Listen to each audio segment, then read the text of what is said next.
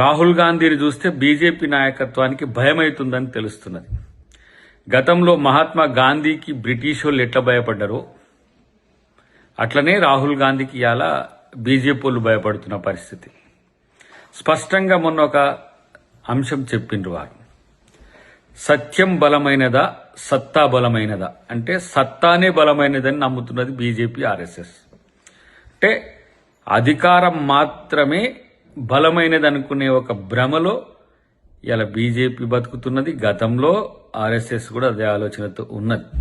ఆ సత్తా కోసం ఒక 100 సంవత్సరాలు వాళ్ళు కింద మీద పడి ఇప్పుడు వచ్చిన తర్వాత ఆ సత్తాను వినియోగించడం ఎట్లనో తెలియకుండా సత్యాన్ని వదిలి ఇలా పరిపాలిస్తున్నారు కాబట్టే వాళ్ళకి సమస్య వచ్చింది. రాహుల్ గాంధీ మాట్లాడుతుంటే భయం ఎందుకు అవుతున్నది? ఇలా కిషన్ రెడ్డి గారు కూడా మాట్లాడుతున్నారు ఇలాంటి నాయకులు ఉండడం దురదృష్టకరము అని. కాంగ్రెస్ పార్టీకి కాదు, దేశానికి నాయకత్వం వహించే ఒక యువ నాయకుడు వచ్చిన ఇవాళ దేశంలో పీడితులు, బడుగులు, బలహీన వర్గాలు, మైనారిటీలు అందరూ కూడా ఈరోజు తన వైపు చూస్తున్నారు.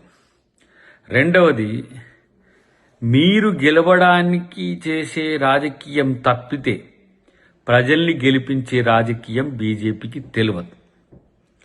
అది ప్రజలు తిరగబడ్డ రోజు అర్థమవుతుంది. ఏ నేపాలో, ఏ శ్రీలంకనో, లేకపోతే ఏ బంగ్లాదేశో అట్లా అయినప్పుడు అర్థమవుతుంది.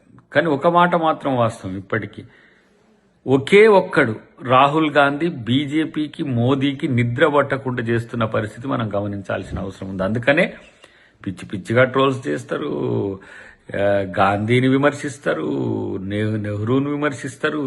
నిర్లజ్జగా, నిస్సిగ్గుగా వాళ్ళు మాట్లాడుతున్న తీరు చూస్తే అందరు కూడా ముక్కున వేలేసుకుంటున్న పరిస్థితి ఉన్నది. ఆ రోజు ఇదే పరిస్థితి బ్రిటిష్ వాళ్ళతో కొట్లాడేటప్పుడు ఉంది కాంగ్రెస్ పార్టీకి. ఈరోజు బీజేపీతో కొట్లాడేటప్పుడు కూడా అదే పరిస్థితి ఉంది. బ్రిటిష్ వాళ్ళనే లెక్క చేయకుండా ఏ విధంగా పోరాడిన కాంగ్రెస్ పార్టీ బీజేపీ వాళ్ళని ఎందుకు లెక్క చేస్తారు? అది నడుమంత్రంగా వచ్చి మధ్యన ఏదో అధికారం కొరకు అబద్ధాలాడి తన సస్టైనబిలిటీ కొరకు ఇష్టం వచ్చినట్టుగా ఓట్ చోరీ నుంచి మొదలు పెడితే ప్రతి ఒక్కటి ఎన్నికల జరుగుతున్న సందర్భంలో 10,000 రూపాయలు బడ్జెట్ల నుంచి 32,000 కోట్ల రూపాయలు ఇచ్చి గెలిచి కూడా ఇది మా గెలుపు అనుకుని నిస్సిగ్గుగా ఇలా భాజపాతో ప్రచారం చేసుకుంటున్న బీజేపీ ఇంకా మీకు ఇంకా ప్రజలంటే, ప్రజాస్వామ్యం అంటే, రాజ్యాంగం అంటే నమ్మకం ఉందంటే ఎవరు నమ్ముతాడు? కాబట్టి Rahul Gandhi the hero of the nation today. ప్రపంచమంతా కూడా రాహుల్ గాంధీ ప్రధానమంత్రి రేపు భారత్ కావాలని కోరుకుంటున్న పరిస్థితి. కాబట్టి ఇప్పటికైనా మీ పరిపాలనలో మార్పు తేండి.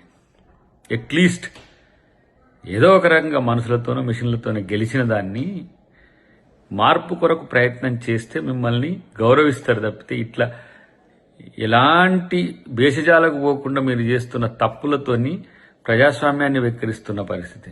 పైగా ప్రతిపక్ష నాయకులు నచ్చరు, మీకు ప్రతిపక్ష పార్టీలు నచ్చరు. ఇది రాజరికం, నియంతృత్వం, ఫాసిజంలోనే ఇలాంటివి నడుస్తాయి. కాబట్టి రాహుల్ గాంధీని విమర్శించడం అంటే ప్రజాస్వామ్యాన్ని విమర్శించడం అని తెలుసుకుంటే మంచిదని చెప్పి బీజేపీ నాయకత్వానికి హితవు.